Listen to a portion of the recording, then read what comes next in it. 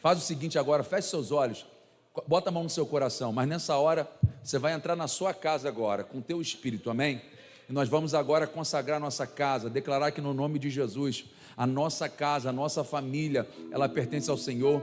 Eu não sei o que te trouxe aqui, mas se existe um problema na sua casa, algum problema no seu lar, na sua residência, talvez alguma dificuldade, alguma adversidade, nós estamos aqui em oração, amém? E nós queremos unir a nossa oração para que no nome de Jesus, a paz que excede todo entendimento, venha invadir sua casa agora, venha cuidar de tudo. Se houver algo que está fora de ordem e você precisa da explicação, você precisa da direção de Deus, eu quero declarar que no nome de Jesus, hoje você sairá daqui com a resposta, hoje você vai sair daqui em nome de Jesus, com toda a direção do céu. Quero que você esteja agora com oração pelo seu trabalho.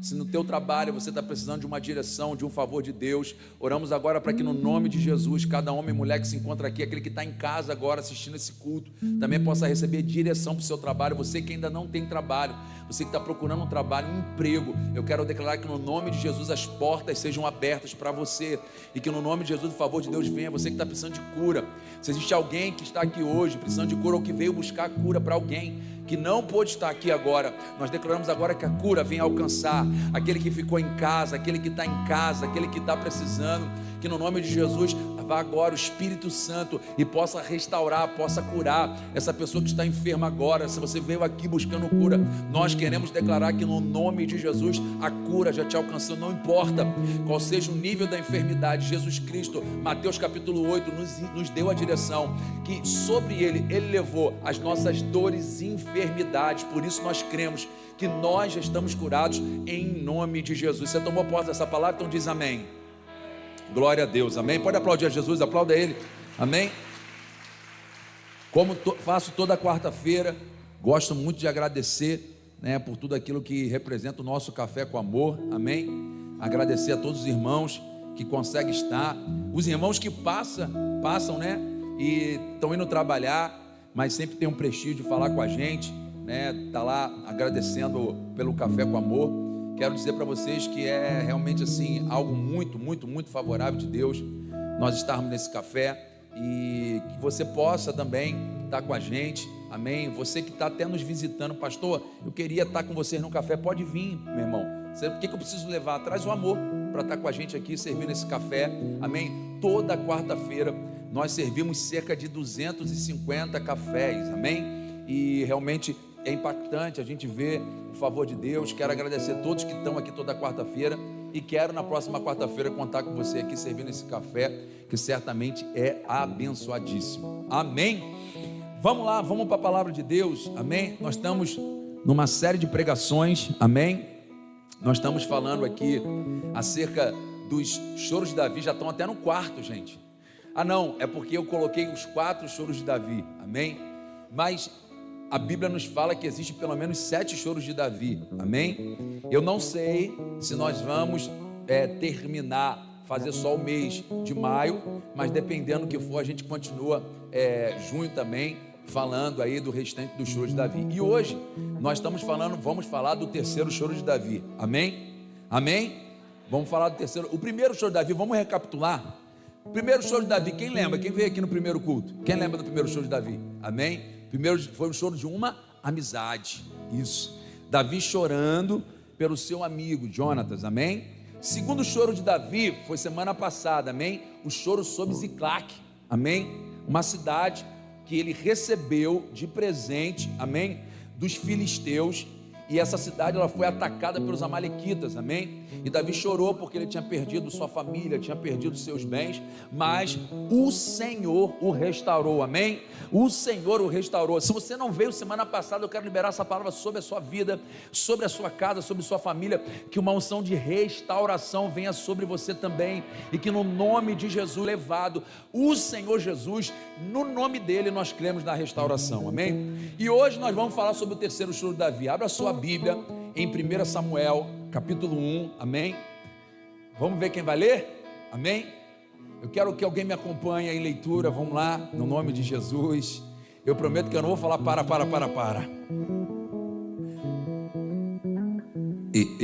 Ó, usa aí, leva lá para mim, meu filho. Vamos ver quem vai ler para mim, amém? Leva lá embaixo para mim. Eltinho, você lê para mim, Eltinho? Aproveitar que você estava dois cultos sem vir, gripado, amém? Que bom que o meu diácono está restaurado no nome de Jesus, amém? Te amo, meu filho, amém? Estava gripado, gripadinho, sabe como é que é, né? Um pouquinho de manha também, só para a Joelma fazer um carinho, levar um mingauzinho, né? Vamos lá comigo, meu filho. Eu estou trabalhando já há algum tempo falando sobre a Bíblia, e não sei se vocês perceberam que minha forma agora de pregar está um pouco diferenciada. Eu estou pregando a Bíblia de forma expositiva, amém? Pregar de forma expositiva é muito mais, tem muito mais ganho, para que vocês possam acompanhar o texto e ver realmente todo o ensejo da mensagem, para que a gente possa acompanhar. Então eu vou pregar de forma expositiva, Eltinho vai lendo, amém? E eu vou parando, amém? Nos textos que a gente vai aqui menciona, amém? Então abre para mim aí, já está 1 Samuel, capítulo 1, amém? Vamos lá, deixa eu ver se é isso mesmo, 1 Samuel, aliás, desculpa, 2 Samuel, perdão, 2 Samuel, capítulo 1, quando eu vi ali, havia um homem chamado, eu falei, opa, não é isso aí não, 2 Samuel, capítulo 1, a partir do verso 1, isso, glória a Deus. Você trouxe sua Bíblia? Gente, vamos comprar uma Bíblia, isso, quem trouxe a Bíblia? Quem trouxe a Bíblia? Amém? Física, isso, vamos resgatar isso. Não, pastor, eu não trouxe, fiquei constrangido. Não, você não vai ficar constrangido não, meu irmão. Você vai no nome de Jesus. Se você tiver alguma dificuldade de adquirir uma Bíblia, eu vou te abençoar, vou te ajudar com uma Bíblia, amém? Mas a gente precisa retomar, sabe? Retomar realmente o uso da Bíblia. Outra coisa, traz papel, traz caneta, para você anotar, para você poder aí ter as referências que você precisa, para que você possa estar acompanhando o nome de Jesus. Cadê quem? Vitinho, cadê Vitinho? Tá meio estranhinho, estridente, sei lá, dá uma baixadinha aqui, só um pouquinho. Isso, Só aqui do retorno aqui, um pouco, não sei. Vamos lá, 2 Samuel, capítulo 1, lê comigo, Altinho, vamos lá. Depois da morte de Saul, Davi retornou de sua vitória sobre os amalequitas e passou 2 dias em Ziclag. Segura, já quero começar a falar aqui. Amém? Dois nomes aqui nos chamam a atenção da semana passada, amém? Eu não vou falar para. 2 dias depois da morte de Saul, Davi retornou de sua vitória sobre os amalequitas e passou 2 dias em Ziclag, amém? Apesar da Bíblia já estar falando que são 2 dias depois da morte de Saul, amém? Mas o evento da morte de Saul está em 1 Samuel capítulo 31, amém? Um capítulo antes do que vocês estão lendo aí. E a Bíblia está dizendo que Davi está fala comigo, Ziclag, fala. Ziclag. O que é Ziclag? É uma cidade o quê? Incendiada, amém? Uma cidade destruída, mas é a cidade aonde Davi ainda está, amém? Eu já quero começar a ministrar o seu coração, quero ministrar a sua vida, porque muitas das vezes um ambiente de destruição para nós significa o final de tudo, significa o fim do percurso. Talvez você chegou aqui nessa noite dizendo, pastor, a minha vida, a minha história, o lugar onde eu estou, a minha vida espiritual, ela está destruída. E isso automaticamente traz para você o quê? O sentimento de que você precisa sair. Não, o lugar aonde Davi está é um lugar que naquele lugar Davi vai receber a direção de Deus. Será que você pode levantar sua mão para receber no nome de Jesus? Um lugar queimado, um lugar destruído, um lugar incendiado, pode significar a sua vida, mas eu quero declarar que no nome de Jesus, ainda tem promessa de Deus, ainda tem palavra de Deus, ainda tem a vontade de Deus para você. Ai, pelo amor de Deus, pega essa palavra já. Eu quero ministrar o seu coração já nesse momento, porque Davi, ele consegue recuperar a sua família. Fala comigo, recuperou sua família, recuperou os seus bens.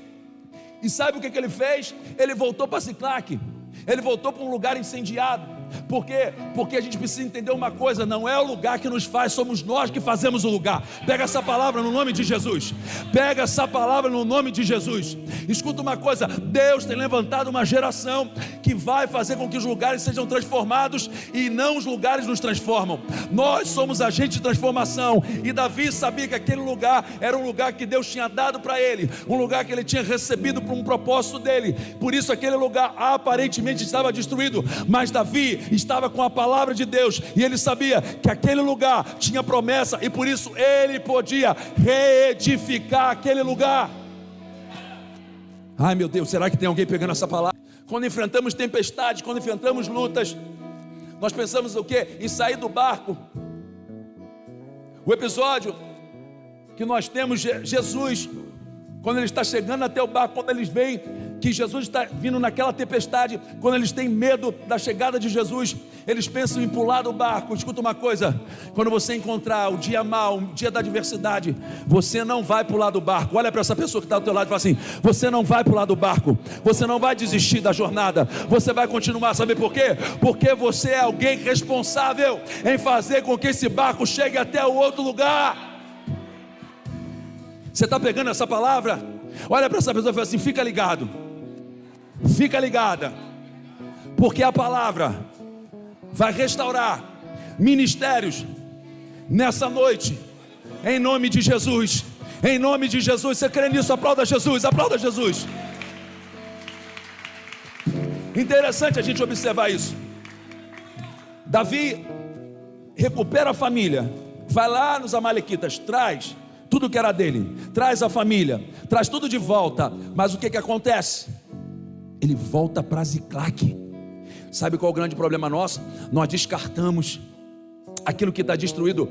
Ah, Jesus, a Bíblia fala que Ele nos levou, Ele nos direcionou para ser o quê? Edificadores. Escuta uma coisa, quando o plano do propósito original sobre Israel ficou destruído, Deus não mudou o plano, Deus não escolheu um outro lugar. Deus levantou quem? Neemias. Deus levantou Esdras para reedificar os muros que estavam destruídos. Escuta uma coisa, nesse tempo Deus não quer levantar pessoas com ideias criativas, Deus quer levantar pessoas com unção para reedificação daquilo que Ele já gerou em nosso coração. Se tem muro destruído, nós temos que entrar com a unção de restaurar, porque Deus já nos deu o plano e o propósito. Nós só precisamos entender, não é nada novo, é sobre aquilo que Deus já fez. Se for destruído, Ele vai me dar unção para reedificar. Quanto tempo demora para uma reedificação tão grande? O tamanho da sua fé. O tamanho da sua fé. Neemias reedificou os muros, 52 dias. Algo que estava destruindo há anos e que as pessoas não tinham condições. A Bíblia diz que ele foi para dentro daquele propósito, entendendo: ei, eu vou reedificar. E a Bíblia nos dá tantas perspectivas de tudo aquilo que eles enfrentaram. A oposição, dizendo: vocês não vão conseguir reedificar. Dizendo: olha, se vocês tentarem reedificar, vai ser tão fraco o trabalho que vocês estão fazendo. Sabe por quê? Porque vocês não têm a habilidade para fazer isso. Escuta uma coisa, debaixo da unção de Deus, fazendo aquilo que Deus direcionou, escuta uma coisa, Deus nos habilita para realizar aquilo que é dele. Então vou dizer uma coisa para você: não é para abandonar o ambiente de caos, é para você ser, sabe o que? Um agente de transformador nesse lugar. Será que eu posso ouvir isso no nome de Jesus? Ei, você não vai abandonar o seu casamento, você não vai abandonar os seus filhos, você não vai abandonar a sua igreja, você não vai abandonar o seu condutor. Você vai ser o que? Um agente de transformação. Sabe por quê? Porque é você que transforma o ambiente, e não o ambiente que te transforma. Davi sabia que a unção que estava sobre a vida dele era suficiente para levar aquelas pessoas para dentro de Ziclague, e Ziclague ser novamente a terra que Deus levantou Davi, até que ele chegasse no trono. Escuta uma coisa, valorize o que Deus te deu até você chegar no trono. Valorize o que Deus te deu até você chegar no trono. Valorize o que Deus te deu até você chegar no propósito final. Valorize o que Deus te deu. Escuta uma coisa, as pessoas, infelizmente, estão andando com uma mente de descartável. Tudo é descartável, mas dentro do propósito tudo tem começo, meio e fim. E o fim é somente quando o propósito de Deus se cumpre em nós. Então essa palavra, Davi, ele continua em Ziclague. Vai, continua para mim, Altinho, no nome de Jesus. No terceiro dia, apareceu um homem do exército de Saul. Ele havia rasgado as roupas e colocado terra sobre a cabeça. Ao chegar, curvou-se diante de Davi com o rosto no chão. De onde você vem? Perguntou Davi. O homem respondeu: escapei do acampamento israelita. Continua. O que aconteceu? Disse Davi. Conte-me como foi a batalha. Todo o nosso exército fugiu do conflito, disse o homem. Muitos morreram e Saul e seu filho Jonatas também estão mortos. Amém. Continua. Como você sabe que Saul e Jonatas estão mortos? Perguntou Davi. O homem respondeu: aconteceu de eu chegar ao monte Gilboa e ver Saul apoiado em sua lança, enquanto carros de guerras e cavaleiros inimigos se aproximavam dele. Quando ele se virou e me viu, gritou para que eu me aproximasse dele. Aqui estou, Senhor. E eu lhe disse. Ele perguntou: quem é você? E eu respondi: sou amalequita. Segura aqui, segura aqui. Eu falei semana passada do que é amalequita, não falei? O que é amalequita? Passado. Olha o passado pode nos perseguir, ou pode nos servir de quê? Vitamina para aquilo que nós temos, amém? Passado, amalequita é tudo aquilo que ficou no passado e que ainda não foi resolvido, mas também significa aquilo que no passado Deus glorificou o seu nome através da sua vida. Para alguns ainda significa para trauma, mas para outros significa a mão de Deus resolvendo tudo aquilo que precisa ser resolvido. Continua. Então ele me suplicou: venha cá e bate-me, pois a dor é terrível e quero morrer. Então o matei, pois sabia que ele não sobreviveria. Em seguida tomei sua coroa e seu bracelete e os trouxe para cá. Espera aí, segura aí. O que ele fez? Saul tinha sido atacado gravemente, estava quase morto, e ele decide falar para esse homem, para que ele pudesse o matar, ok? Ou seja, qual é a diferença? Porque ele é um amalequita, amém?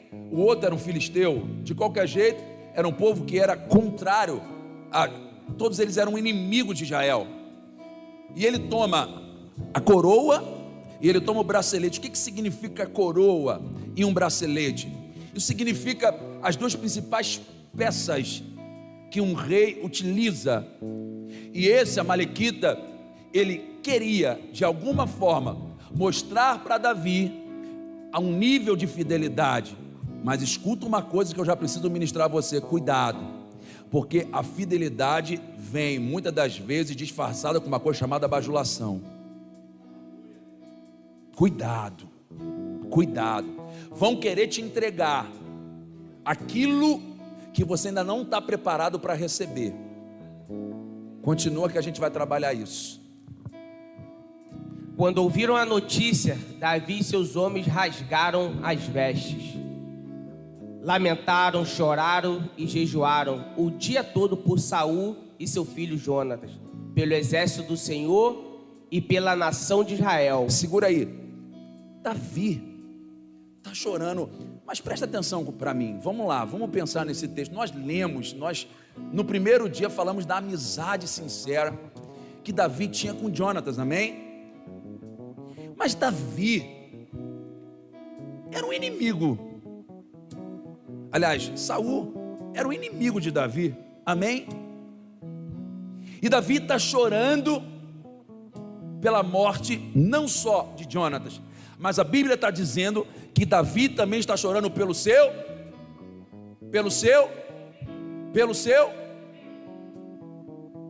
inimigo, amém?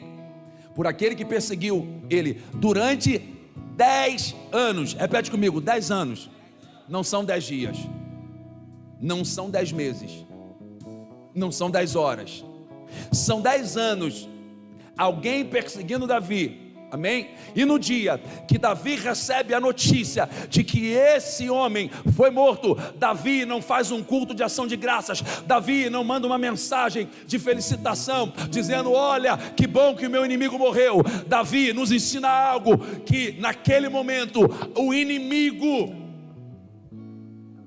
a qual o perseguiu, não deveria ser celebrado. Por quê? Porque existia unção na vida daquele homem sobre a vida dele, porque existia verdade daquele homem sobre a vida dele, porque aquele homem foi responsável em permitir que Davi vivesse o começo do ministério dele. Continua, vamos lá. Pois naquele dia muitos haviam morrido pela espada. Verso 13, nós vamos até o 19, vai. Depois Davi disse ao jovem que havia trazido a notícia: de onde você é? Ele respondeu: sou filho de um estrangeiro, um amalequita que vive em sua terra. Davi perguntou: como você não teve medo de matar o ungido do Senhor? Então Davi chamou um de seus soldados e lhe ordenou: mate-o. O soldado feriu o amalequita com sua espada e o matou. Segura, volta lá para mim, que eu ia deixar isso para o final, mas vou ministrar agora. Volta lá, mais um, 14. Davi perguntou: como você não teve medo de matar o ungido do Senhor? Por que Davi fez essa pergunta? Porque Davi teve duas oportunidades de matar Saul. Fala comigo, duas oportunidades de matar Saul. 1 Samuel capítulo 24, vamos lá. 1 Samuel capítulo 24.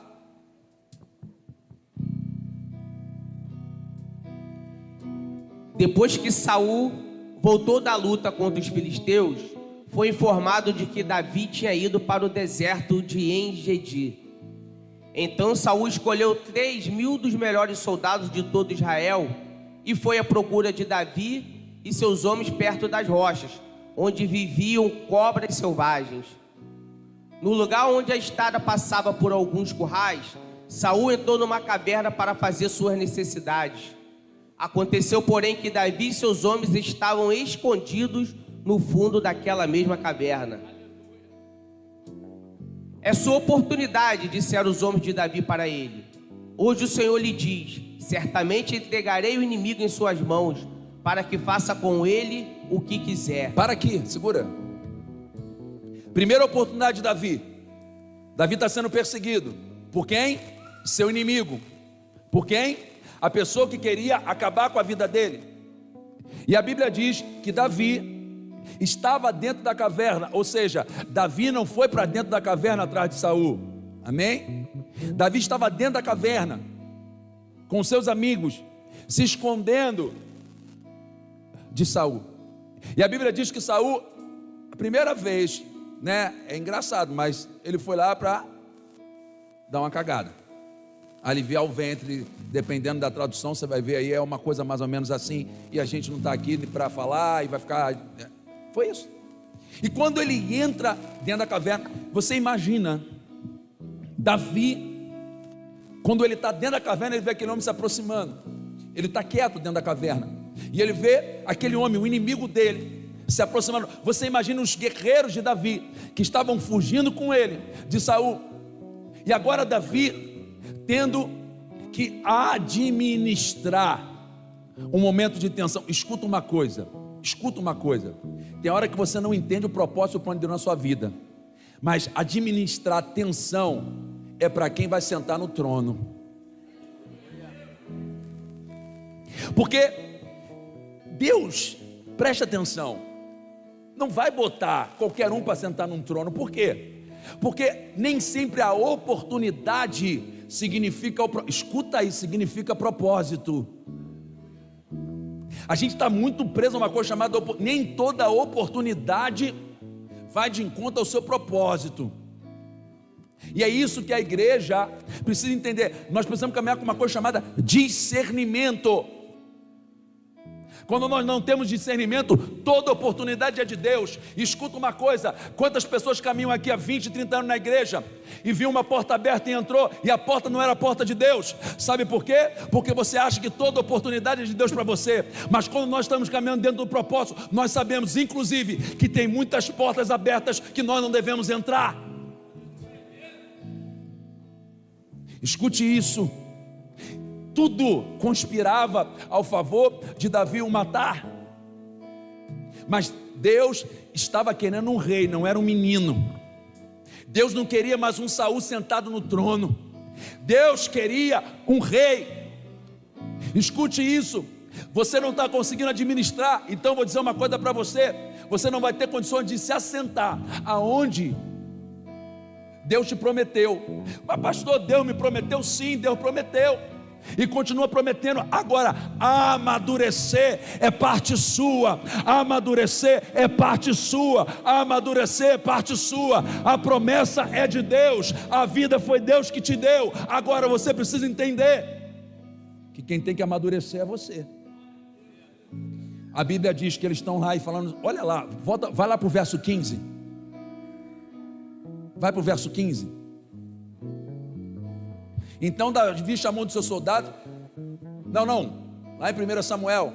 Isso, em 24. Vai passando. Vai.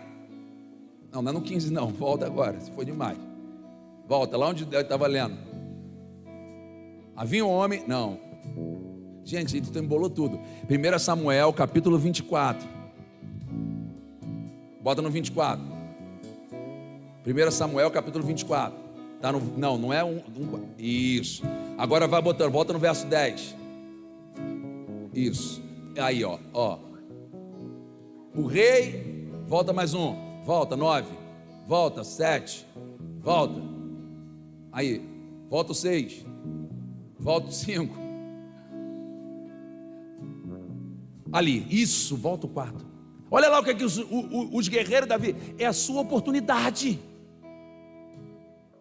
Escuta uma coisa, tem muita gente que conhece a sua vida, mas não conhece o seu chamado. Não, vou repetir para você. Tem muita gente que conhece a sua vida, mas não conhece. Todo mundo pode dizer, é a sua oportunidade, mas ele sabia, ei, a minha oportunidade não é essa. O trono que o meu pai me prometeu, não é o trono que eu vou tirar com as minhas mãos, é o trono que ele vai me entregar. É a sua oportunidade, disseram os homens de Davi para ele. Olha isso, hoje o Senhor lhe diz, olha como é que tem gente, olha, tem gente que se diz profeta, entregando aquilo que não é vontade de Deus. Preste atenção, vê se você lembra daquele culto que você foi, que aquele homem que não te conheceu, aquela mulher diz, eis que te digo, que na verdade confundiu a tua vida toda. É isso aí, ó. São pessoas oportunistas, conhece você por causa de uma parte da sua história. Escuta uma coisa, você tem que seguir aquele que conhece toda a tua história, o Deus de Israel. Davi sabia, a minha vida não é um recorte, a minha vida é uma trajetória. A sua vida não é um recorte, a sua vida é uma trajetória. Olha lá, olha o que eles falaram, amigos dele. Vocês concordam comigo que aqueles caras queriam o bem dele? Fala para mim, queriam. Eu não tenho dúvida, Ana, que os amigos de Davi, aqueles que estavam na batalha com ele, queriam o melhor para ele. Mas escuta uma coisa, eu vou dizer uma coisa para você com todo amor e carinho. Qualquer um no mundo pode desejar o melhor para vocês, mas somente Deus sabe o que é o melhor para você. Entre ficar com a opinião dos outros, entre ficar com a direção dos outros, eu prefiro ficar com a direção do meu Deus. Será que alguém está recebendo essa palavra, pelo amor de Deus? Escuta isso, eu não estou dizendo que eles queriam o mal de Davi, e não estou dizendo que algumas pessoas querem o seu mal, mas escute uma coisa, as pessoas conhecem o que você está vivendo hoje, só que essas pessoas não sabem o que Deus te prometeu lá atrás. Escuta isso, não tem um daqueles guerreiros que estão ali com Davi, que tiveram com ele matando urso e leão. Sabe quem é que matou o urso e leão com você? Foi o Espírito Santo, foi Jesus, foi ele que deu a direção, foi ele que sabe o momento que você chorou, o momento que você pensou em desistir, o momento que você não tinha uma outra trajetória, e ele te deu o caminho, ele te deu a direção. Por isso, sempre siga a direção de Deus. Eu não tenho dúvida, eu sei que você tem amigos que não é a má intenção deles levar você para um caminho errado, mas escuta isso, ainda que nós venhamos ouvir essa frase, e às vezes a gente venha concordar, essa frase não se cabe para quem tem propósito. Sabe por quê? A vida não é feita de oportunidade, a vida para um cristão é feita de propósito. Eu vou repetir para você: a vida de um cristão, ela não é feita por oportunidades, a vida de um cristão é feita por propósito. Eles falaram, certamente, olha isso, hoje o Senhor, e não é Senhor com letra maiúscula, é Senhor com letra maiúscula. Eles estão dizendo, o Senhor, ou seja, Deus lhe diz: certamente entregarei o inimigo em suas mãos, para que faça com ele o que quiser. Então, todo o cuidado, Davi se aproximou e cortou um pedaço da borda do manto de Saul. Davi teve a oportunidade, mas a sua consciência, porém, começou a perturbá-lo por ter cortado a borda do manto de Saul. Meu Deus do céu! Davi se perturba, Sara, por ter cortado a orla do manto de Saul. E tem gente que está falando mal de pastor, tem gente que está falando mal de diácono, tem gente que está falando mal de apóstolo, tem gente que está fazendo intriga, fofoca da vida de pessoas. Olha, eu vou dizer uma coisa para você: o que está faltando, meu irmão, é você ler Bíblia, é você ler a palavra, é você olhar e entender que Deus é que cuida e que trata. Não foi Deus que levantou Saul? Então Deus tira ele. Não foi Deus que levantou o ungido que estava errado?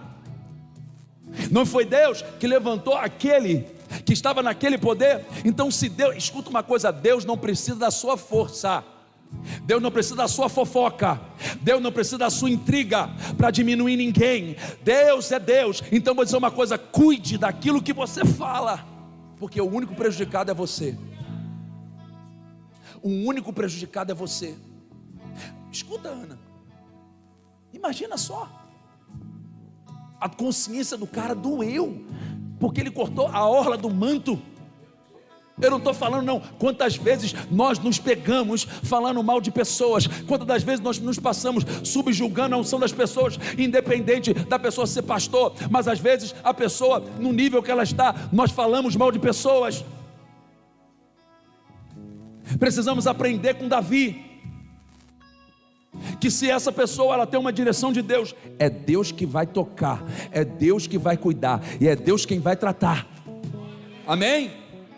Bota para mim agora 1 Samuel capítulo 26, a segunda vez, fala comigo, segunda vez que Deus deu a oportunidade para Davi matar, e Davi fez o quê? Poupou. Escuta uma coisa, você vai poupar ou vai matar? Fala para mim, eu resolvo poupar. Você vai poupar ou vai matar? Eu prefiro poupar. Você vai poupar ou vai matar? Eu prefiro poupar. Vamos lá, lê para mim, Eltim. Alguns homens de Zif foram até Saul em Gibeá para lhe dizer: Davi está escondido na colina de Aquilá, em frente ao deserto de Gessimon.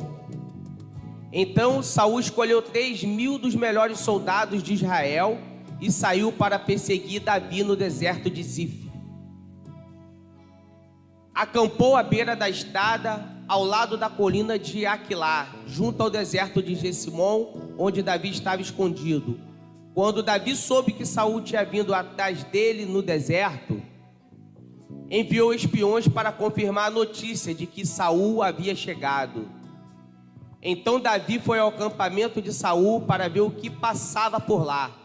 Saul e Abner, filho de Ner, comandante do seu exército, dormiam dentro de um círculo formado por seus guerreiros. Quem se oferece para ir até lá comigo? Perguntou Davi ao Hitita, Aimeleque e a Abissai, filho de Zeruia, irmão de Joabe. Eu irei com o Senhor, respondeu Abissai. Então Davi e Abissai entraram no acampamento de Saul à noite e o encontraram dormindo. Encontraram o quê? Dormindo. Na primeira foi cagando, na segunda foi dormindo. Com a lança fincada no chão, perto da cabeça. Meu Deus. Abner e os seus soldados dormiam à sua volta. Abissai disse a Davi: certamente desta vez Deus entregou o inimigo em suas mãos. Segura aqui, segura. Ele falou: não é possível. Eu fui no primeiro culto de revelação, Deus falou: tá tudo entregue. Aí você vai no segundo para confirmar. De novo. Vou dizer uma coisa para você, para quem está perdido, qualquer voz é voz. Eu vou repetir para você. Para quem está perdido, qualquer voz é voz. Você não precisa ir atrás de lugar nenhum aqui, ó. Eu vou te dar o seu GPS espiritual, é a palavra de Deus, sabe por quê? Tem muita gente que acha que te conhece, tem muita gente que acha que sabe o teu propósito, mas somente Deus. Olha os amigos dele dizendo: olha, agora sim, Davi. Dessa vez sim, Davi. Escuta uma coisa, se Davi não tem a direção de Deus, meu irmão, fica difícil, sabe, Felipe? Fica difícil nós não sermos persuadidos pelas pessoas que tentam encurtar o nosso propósito. Se nós não tivermos a direção de Deus, nós vamos ser persuadidos a achar que o nosso fardo está muito pesado e a gente tem que entregar, a gente tem que cortar o caminho, a gente tem que fazer uma outra rota. Esses amigos sabiam do sofrimento de Davi. 10 anos Saul perseguindo. Um misto de sentimentos tomava conta deles, porque eles também tinham a expectativa de saber que Davi iria reinar. Mas escuta uma coisa, presta atenção: propósito não pega atalho. Guarda isso aí, anota isso aí, pelo amor de Deus, anota. Propósito não pega atalho. Propósito não pega atalho.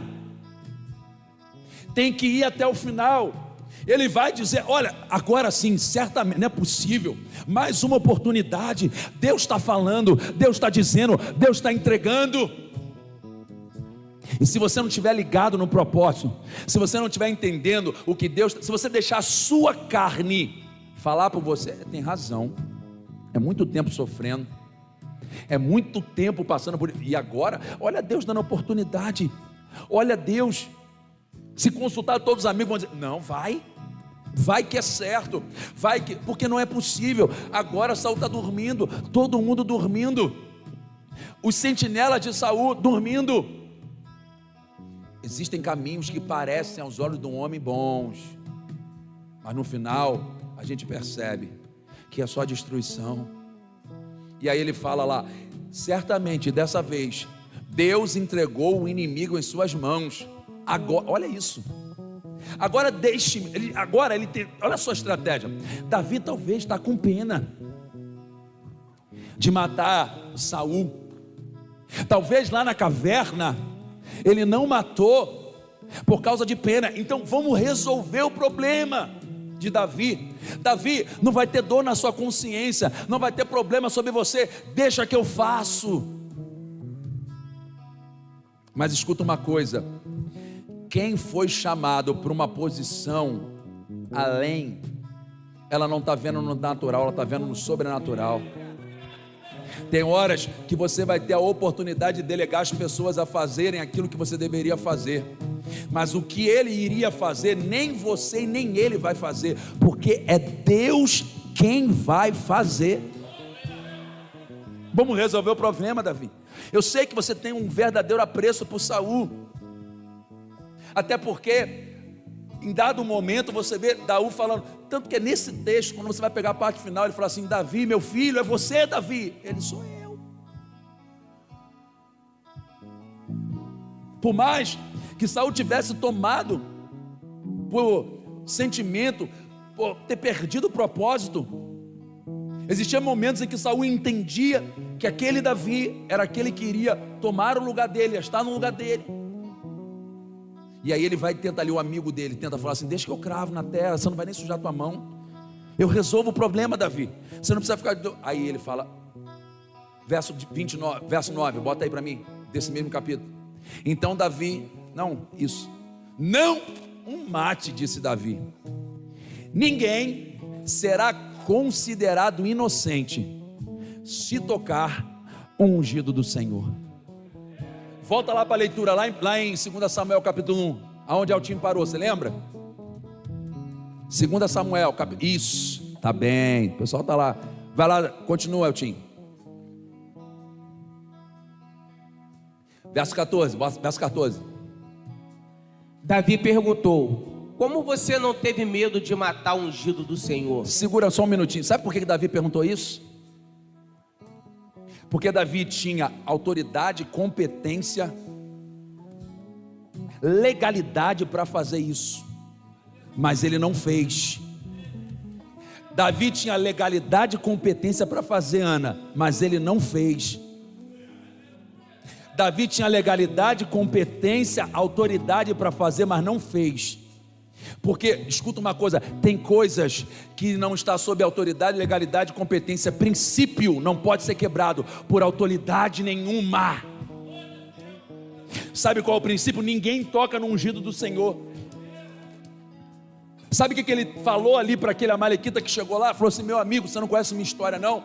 Por 2 vezes eu queria estar no lugar desse que você matou e trouxe coroa e bracelete para eu sentar e reinar. Eu não matei, sabe por quê? Porque eu tenho uma coisa chamada honra em princípio sobre a minha vida. Sabe por que Davi tinha autoridade? Porque ele, meu Deus do céu, abre para mim, Salmo 78, versos 70 e 71. O salmista Asaf, quando escreve isso, é porque Davi era forjado de, sabe o que? Integridade, sinceridade. Salmo 78, verso 70, olha aí, o Asaf escrevendo: escolheu Davi, servo, e dos currais o chamou. Verso 71, tirou do pastoreio das ovelhas e cordeiros e tornou o pastor dos descendentes de Jacó, o povo que o Deus pertence a Israel. Verso 72, com coração sincero. Sabe o que é um coração sincero? É um coração que não se move por oportunidade, e não foi uma, foram 2 que ele teve, mas o coração dele era íntegro, o coração dele era sincero, o coração dele era voltado para um propósito. Davi cuidou deles e conduziu com sensatez. Vocês estão me entendendo? Tem lugares que nós só vamos chegar por causa daquilo que nós aprendemos e temos que continuar levando. Quando chega aquele amalequita, achando que tinha feito um grande trabalho, achando que poderia convencer Davi, que ele era o seu amigo, ele falou assim: meu amigo, aqui não, deslealdade não faz parte desse lugar. O trono de Deus, o trono que Deus prometeu para mim, não é forjado por deslealdade. Sabe por quê? Porque eu tive pelo menos 2 oportunidades de matar e não matei, mas você fez, quando na verdade era uma mentira. Abre sua Bíblia em 1 Crônicas, capítulo 10. Melhor, vamos lá? Primeiro, volta lá. Bota 1 Samuel capítulo 31. 1 Samuel capítulo 31. Depois a gente vai em 1 Crônicas capítulo 10. 1 Samuel capítulo 31. Eu vou ler com vocês, vamos lá. Enquanto isso, os filisteus atacaram Israel, e os israelitas fugiram deles. Muitos foram mortos nas encostas do monte Gilboa. Verso 2. Os filisteus cercaram Saul e seus filhos e mataram 3 deles: Jonatas, Abinadab e Malquissua. Verso 4. O combate se tornou cada vez mais intenso em volta de Saul, e os arqueiros filisteus o alcançaram e o feriram gravemente. Verso 4. Saul disse a seu escudeiro: pegue sua espada e mate-me, antes que esses filisteus incircuncisos venham me torturar e zombar de mim. Mas os escudeiros teve medo e não quis matá-lo. Então Saul pegou a sua própria espada e se lançou sobre ela. Verso 5. Quando viu que Saul estava morto, o escudeiro se lançou sobre a espada e morreu ao lado do rei. Essa é a história. Mas no verso 1 de 2 Samuel, o amalequita está dizendo para a gente uma história totalmente diferente, ok? Mas a Bíblia, a palavra de Deus, ela não deixa sombra de dúvida, amém? Aí você vai pegar lá 1 Crônicas capítulo 10, a partir do verso 1, a história é real. Vê se vai bater com 1 Samuel. Os filisteus atacaram Israel e os filisteus fugiram deles. Muitos foram mortos nas encostas do Monte Giboa. Os filisteus cercaram Saul e seus filhos e mataram 3 deles: Jonatas, Abinadab e Malquissua. Eu não estou lendo o mesmo texto. Eu acabei de ler 1 Samuel capítulo 31, amém? Agora a gente está lendo 1 Crônicas capítulo 10. O combate se tornou cada vez mais intenso em volta de Saul, e os arqueiros filisteus o alcançaram e o feriram. Verso 4: Saul disse a seu escudeiro: pegue sua espada e mate-me, antes que esses filisteus incircuncisos venham e me torturem. Mas o escudeiro teve medo e não quis matá-lo. Então Saul pegou sua própria espada e se lançou sobre ela. Verso 5: quando viu que Saul estava morto, o escudeiro se lançou sobre a sua espada e... 2 é mais que 1? 2 é mais que 1? 2 verdades é maior do que uma mentira. A gente vai pela maioria. Nós temos 2 textos na Bíblia que dizem que Saul se suicidou, amém? Isso é aula de EBD, amém? Para vocês anotarem aí. Quando fizerem pergunta, Saul se suicidou ou foi o Amalequita que o matou? Saul se suicidou, amém? 2 textos na Bíblia afirmam que Saul se suicidou. Então esse Amalequita está vindo de quê? Mentira. Mentira. Só que tem coisas para a gente aprender acerca de Saul, amém? Deixa eu ver se eu tenho tempo para falar. Tem tempo? Vocês me dão? Bota lá 1 Samuel capítulo 31. Rapidinho. 1 Samuel capítulo 31. Verso 3. O combate se tornou cada vez mais intenso em sua volta. Bota lá no verso 3. A gente não estava no 3? O combate se tornou cada vez mais intenso em volta de Saul, e os arqueiros filisteus o atacaram e o feriram gravemente, amém? Verso 4: Saul disse a seu arqueiro: pegue sua espada e mate-me, antes que esses filisteus incircuncisos venham me torturar e zombar de mim. Primeiro princípio de liderança. Isso não quer dizer com igreja, isso quer dizer, sabe o que? Com a vida. Isso é para pais, isso é para empresários, isso é para pastores, isso é para líderes. Liderança não se constrói com fala, liderança se constrói com atitude. Eu vou repetir para você: liderança não se constrói com fala, liderança se constrói com atitude. Coisa ruim ou coisa boa. A Bíblia é clara, porque Saul deu uma ordem para o seu arqueiro. Fala para mim, Davi, Saul, fala, Saul deu uma ordem para o seu arqueiro. Seu arqueiro, fala, não obedeceu a sua ordem. É ou não é? Olha ali, Saul disse ao seu escudeiro, pajem, dependendo da sua tradução: pegue sua espada e mate-me, antes que esses filisteus incircuncisos venham me torturar e zombem de mim. Mas o escudeiro teve medo e não quis matá-lo. Então Saul pegou a sua própria espada e se lançou sobre ela. Olha isso, a gente fala, mas quando a gente age é diferente.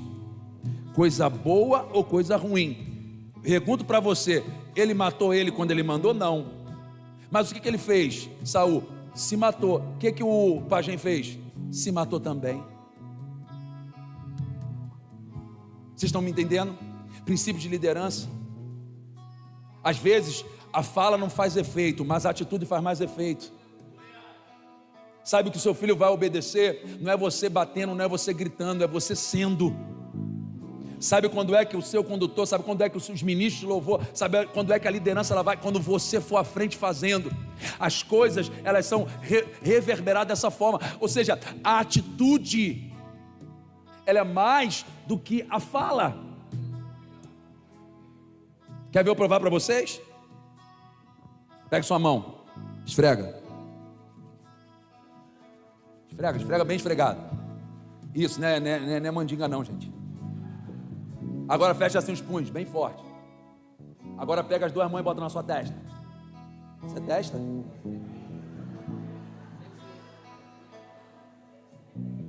Agora todo mundo, né? Acertou, né?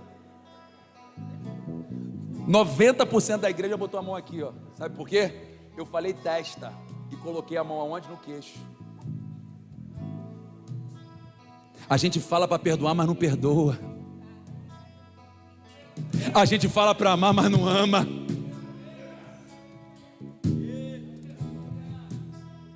A gente fala o que não faz. Então, quando a gente parar de falar tanto e começar a fazer, a gente vai ver o resultado. Me desculpe, hoje que eu vim pregar para vocês é sobre a verdade do Evangelho. Abre para mim a sua Bíblia, por favor. Abre sua Bíblia em Lucas, capítulo 10, verso 26 ao 28.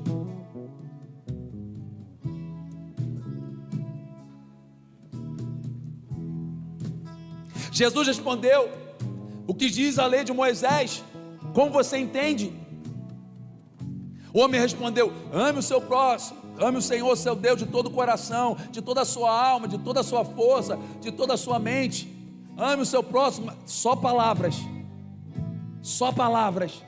Aí o que o mestre fala no 28? Está correto, diz Jesus.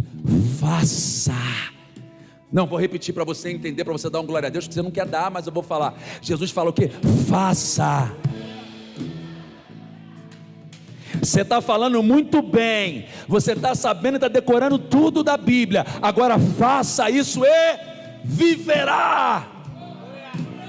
Princípio do Evangelho não é falado, é vivido. Princípio do Evangelho é carregado com atitudes e ações. Ele trouxe e ele ensinou. Por isso que eu estou dizendo, Saul era muito bom na fala, mas o comportamento dele, infelizmente, estava desregrado do propósito. Eu preciso finalizar. Eu gostei do ar. Estou começando a gostar. Então vamos chegar no choro, porque eu preciso finalizar, amém? Vamos chegar no choro. Preste atenção. Davi, preste atenção nisso. Davi tinha acabado de ter momentos difíceis. Quando a gente começa a ler lá 1 Samuel, capítulo 31, 2 Samuel, capítulo 1, bota para mim. Tinha um bocado de coisa para falar para vocês, ó.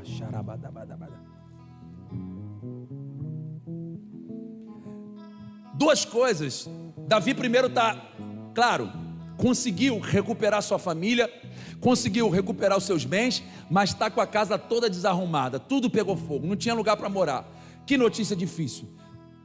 Já não bastava Davi com um problema, já não bastava Davi com uma situação difícil, ele recebe mais uma notícia. Vem essa Amalequita, lá de Giboa, fala comigo, Giboa, Ziclac, 30 quilômetros de distância, de Giboa a Ziclac. Ele chega lá, Davi está pensando, meu Deus do céu, como é que vai ser para construir a casa? Como é que vai ser? Vamos pegar, vamos fazer, mas a gente tem que reconstruir. Gente, olha só o trabalho, vamos lá, vamos botar a mão, vamos fazer. De repente chega aquele rapaz cansado, ofegante. Davi, oi, notícia ruim para você. Jonatas morreu e Davi também. Momento difícil, aliás, e Saul, perdão. Todo mundo está morto. Sabe de uma coisa? O momento em que a gente está vivendo as piores notícias são um momento que Deus está preparando para o nosso propósito. No mesmo momento que Davi recebe duas notícias difíceis, sem casa, tudo incendiado, o propósito estava começando a se cumprir na vida dele. Será que alguém está entendendo o que eu estou falando? Escuta isso, é sob pressão que Deus levanta reis e rainhas, é sob pressão que Deus forja os tronos que nós vamos sentar. Oh Jesus, 10 anos sendo perseguido, Deus forjando, 10 anos sendo perseguido, Deus trabalhando. Sabe por quê? Porque Davi ainda precisava receber as pressões para que ele pudesse se assentar naquele trono. Ei, tem um camarada chamado José, fala comigo, José. Gênesis capítulo 37, a partir do verso 1 em diante, a Bíblia vai dizer que José teve dois, fala comigo, dois. Só que quando ele tinha sonho, sabe quantos anos ele tinha? 14 anos, ele ainda era uma criança. José era uma criança quando ele recebeu um sonho, quando ele recebeu a direção de que ele iria ser o quê? Governador. Até ele cumprir o sonho, passaram-se 16 anos. Sabe por quê? Porque José iria ser o governador do Egito. Escuta comigo, ia ser governador do Egito. Escuta uma coisa, Deus entrega sonhos enquanto a gente é criança, mas Deus realiza sonhos quando a gente já é adulto. Quer que eu prove para você? Quer que eu prove para você? Davi não, José. Pastor, como é que você prova para mim que José já não era mais criança? Sabe por quê? Ele estava dentro da cadeia. Falaram, Faraó está te chamando. Epa, criança não faz barba, mas adulto faz barba. Ele já não era mais criança, a barba cresceu. Eu estou preparado para o meu propósito. Eu vou me encontrar com o meu destino. Ei, você recebe sonho enquanto você é criança, mas quando você entra na idade, na maturidade, Deus te leva para governar. Aconteceu com ele e vai acontecer com você. Fazer minha barba, não sou mais criança.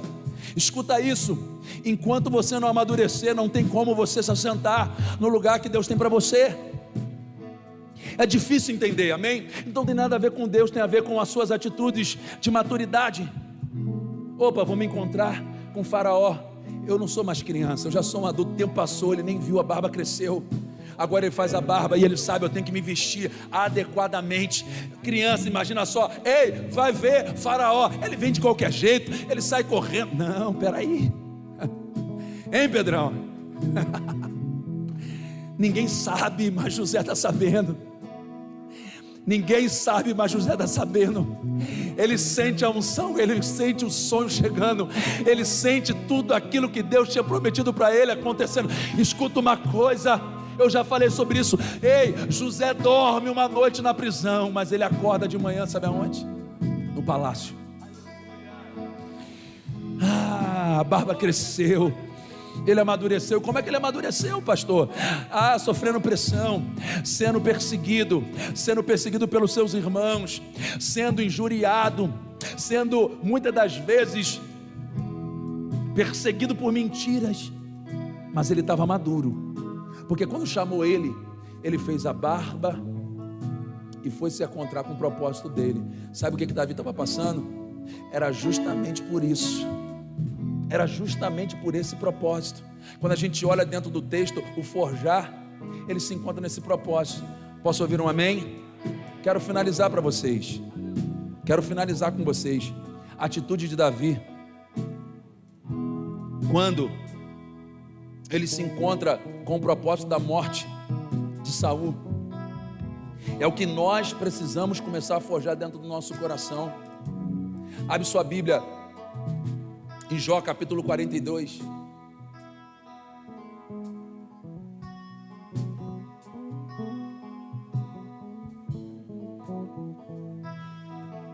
Jó capítulo 42.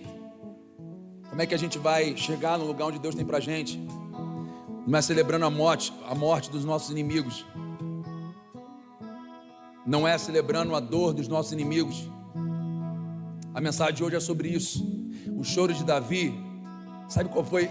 Eu lendo esse texto hoje, eu ficava imaginando qual era a síntese do choro de Davi. Sabe, a síntese do choro de Davi era um choro dizendo assim: quantas vezes eu pensei que eu tinha feito errado quando poupei Saul. Quantas vezes Davi não deve ter pensado o seguinte: será que valeu a pena? Deus me deu 2 oportunidades, será que meus amigos não estavam certos? Quantas vezes ele pensou: será que valia a pena eu me poupar todas as vezes? Porque é tanto sofrimento, pastor, é tanta luta. É assim que você pensa. O choro de Davi é um choro, sabe, rasgando a alma, falando assim: Deus, obrigado por eu não ter pecado contra ti. o meu choro é de dor, mas é um choro de alívio, porque eu não tenho nada, nenhum sangue de Saul vai correr pelas minhas mãos, porque eu fui fiel em todo o tempo a ele. Ele foi infiel, mas eu não fui. A gente precisa entender isso, é sobre lealdade e fidelidade. Jó capítulo 42, olha isso, olha que lindo, olha que prazeroso, para a gente finalizar. Então Jó respondeu ao Senhor, olha isso: sei que pode fazer todas as coisas, e ninguém pode frustrar os seus planos. Verso 3, vai embora. Verso 3: perguntaste, quem é esse que com tanta ignorância questiona a minha sabedoria? Jó falando, sou eu. Falei de coisas que eu não entendia, coisas maravilhosas demais que eu não conhecia. Disseste, ouça e eu falarei. Eu lhe farei alguma pergunta e você responderá. Antes eu só te conhecia de ouvir falar.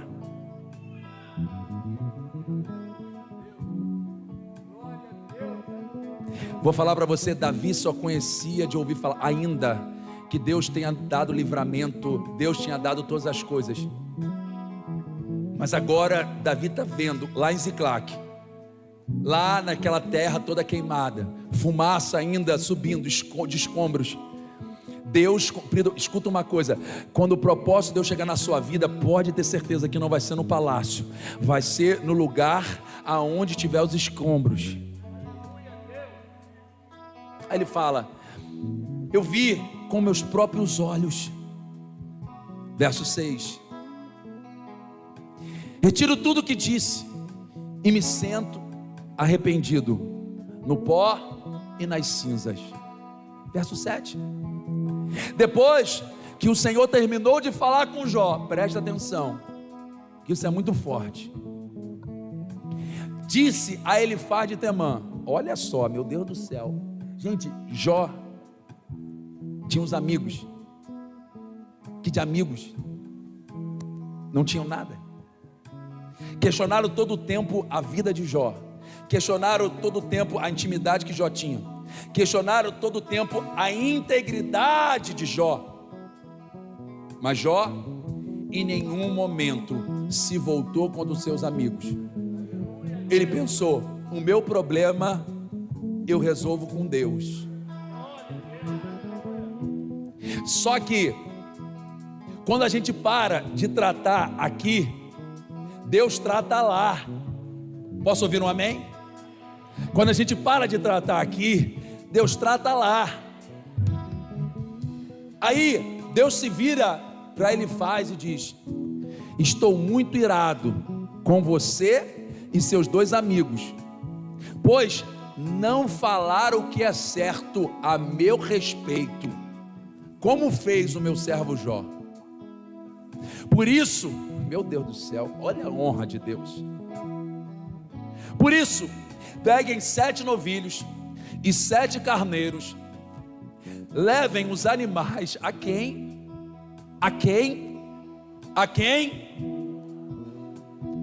A melhor coisa, Eltinho, é quando Deus é que bate. Eu vou repetir. A melhor coisa é quando é Deus que bate. Escuta isso, a hora que você abrir o seu coração, a pessoa que falou mal de você, a pessoa que trouxe dificuldade para você, mas não é para você humilhar ninguém, é para você mostrar do amor de Cristo para essas pessoas. Deus não quer trazer ninguém até porque você não é Deus. As pessoas têm que se humilhar diante de Deus, não é diante de você. Mas se você carregar a imagem de Deus, Deus vai ter prazer de levar as pessoas a dizer o seguinte, olha, me perdoa, e você tem unção sobre a minha vida. Olha lá, falaram mal a beça de Jó. Jó, você está errado, você está pecando, todo o problema. Só que Jó falou de Deus, certamente o que era Deus. Só que os amigos não.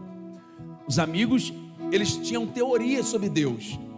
E aí ele falou o seguinte: por isso, peguem 7 novilhos e 7 carneiros e levem os animais a meu servo Jó, e ofereçam holocaustos em favor de si mesmo.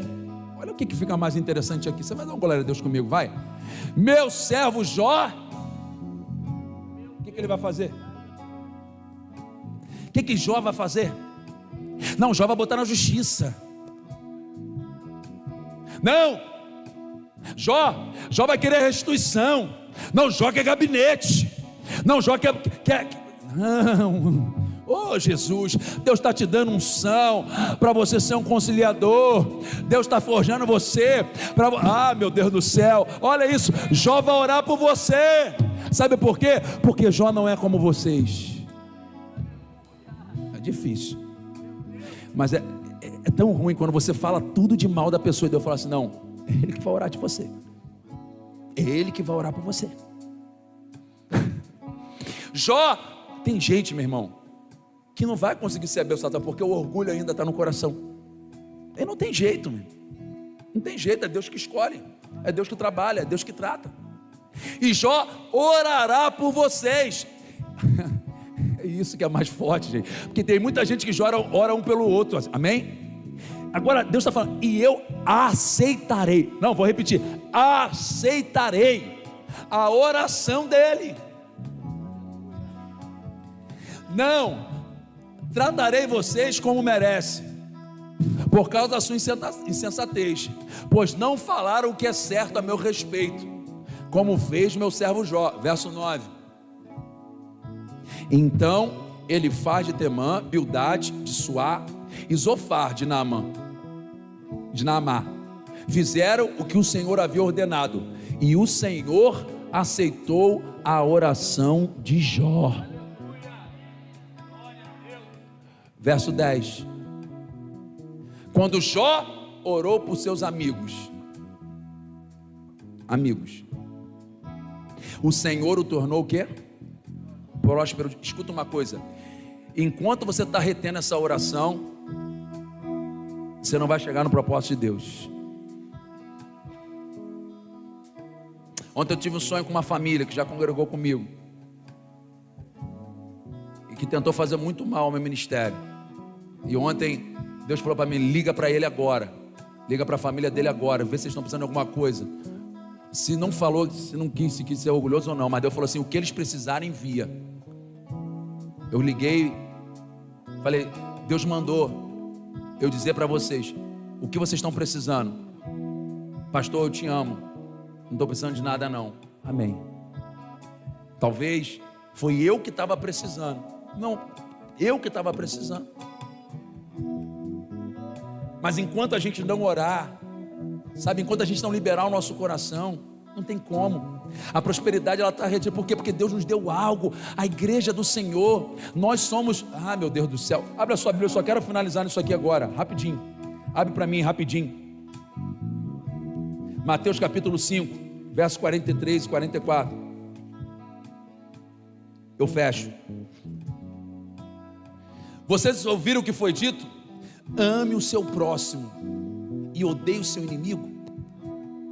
Eu, porém, lhes digo: amem os seus inimigos e orem por quem os persegue.